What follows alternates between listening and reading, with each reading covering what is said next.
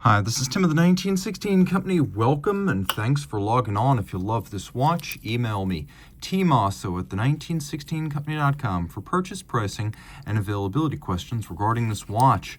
Today, we're discussing the modern 43mm Rolex Oyster Perpetual Sea-Dweller. This is the reference 126600.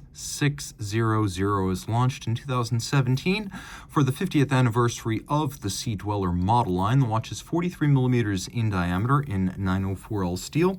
Taking a look at it in profile, 15.3mm thick, and two ways to measure it lug-to-lug. There's the case itself, which is lug-to-lug, 50.5mm. Then the solid end link bracelet has a total span across the wrist of 53.7 with a 22mm spacing between the lugs. We'll throw this watch on my wrist, which is 16 centimeters in circumference. Get a sense of how it fits. I'm actually going to remove my glove real quick so you can better see my wrist. I found it's very difficult to do a wrist shot with a glove. Now you can see it's big, but it's not huge. It's not a deep sea. So I could wear this. My wrist size is large enough that if I wanted the features that are exclusive to an SD 43, this would be a fine fit. And the further away you move, the more you can see this really does work with a larger person's arm, even if the wrist itself is fairly skinny. Remember, my wrist is 16 centimeters in circumference. Here's your down the barrel shot that shows the lugs are indeed inboard of the edge of my wrist. Here's your cuff shot. It's a fairly thick watch, maybe not the tightest dress shirts, but it will slip underneath a jacket cuff. And then over the top, which always exaggerates the width of the watch. Slip back into my gloved presenter mode here. We'll take a look at some of the details. Of course, you do get some premium features with a Sea-Dweller 43 that you don't get with a Submariner. And so taking a quick look in profile, you can see one of the obvious ones, which is the presence of the helium escape valve. Originally pioneered for the deep sea engineering company Comex, the idea here was that Rolex's helium escape valve will open automatically when the interior pressure of the watch exceeds external pressure by 2 to 3 bar.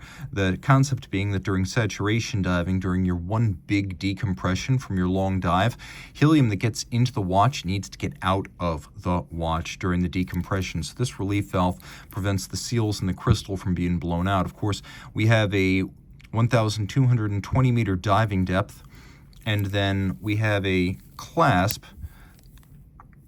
that includes the glide lock system. So you can see here, we've got the ability to move the adjustment in 2mm increments, and there are 10 increments. So we have 20 millimeters of total adjustable range. You could pull it out all the way if you want to use it over a dive suit, or you could move it in more subtle incremental fashion for fine-tuning the fit. You could also see other ways of fine-tuning the fit, such as intermediate-sized links, full-sized links, both fixed in place using screws.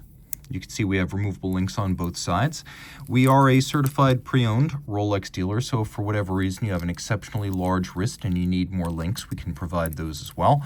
This is a certified pre-owned Rolex watch, after all, Rolex Certified Pre-Owned. 904L steel, so it's a high nickel content steel. Rolex calls oyster steel, and it is particularly resistant to corrosion. So what that means in practical terms is that in the presence of sweat or sea salt, if you don't rinse it, it won't corrode. That's not always true of conventional 316 steel.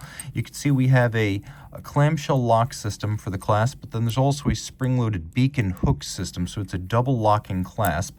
There's that first snap and then the second one, and then there's a little kerf under the crown so you can dig your nail in to pop it open. The case is simple. We have satin finished lugs and polished case flanks. We have a Rolex triplock crown in steel. You know that because it has 3 symmetrical dots.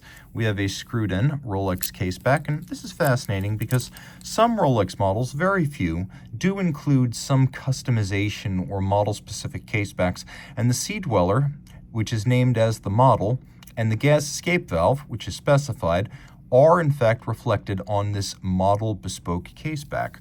Rolling around to the dial side, now you have the Rolex cerachrom ceramic bezel insert with PVD application of platinum within the wells for the indices and the numerals, so it'll never oxidize, tarnish, or change color. The ceramic is very scratch resistant.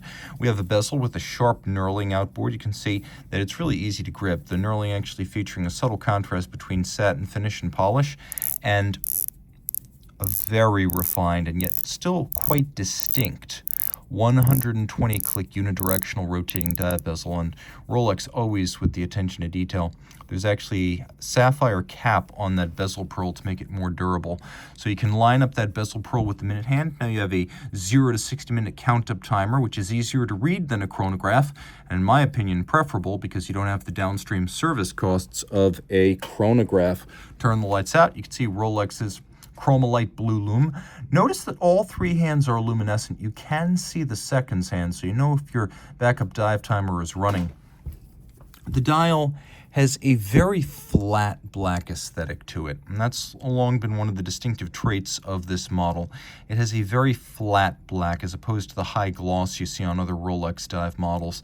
The hands as well as the indices are made of 18-karat white gold, so they too will never tarnish, oxidize, or discolor.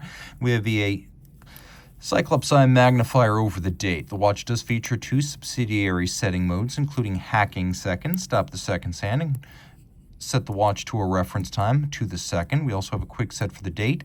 Underneath the case back, Rolex manufactured caliber 3235, 28.5 millimeters, bidirectional winding, 70-hour power reserve, 4 hertz beat rate, 31 joules.